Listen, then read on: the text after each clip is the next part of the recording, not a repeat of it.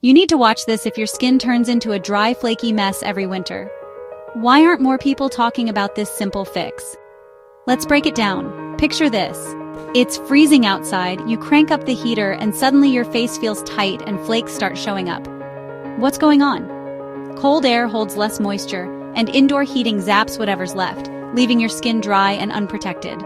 Plus, hot showers strip away your skin's natural oils, making things even worse. But here's how you can fight back.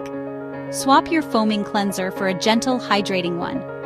Right after washing, lock in moisture with a thick cream or a serum packed with hyaluronic acid. Don't forget sunscreen even when it's cloudy. Winter UV rays still damage skin. And if you can, run a humidifier at night to keep the air from drying you out. If you found this helpful, hit like and subscribe for more skincare tips. Got a skin question? Drop it in the comments. I'll cover it in a future video.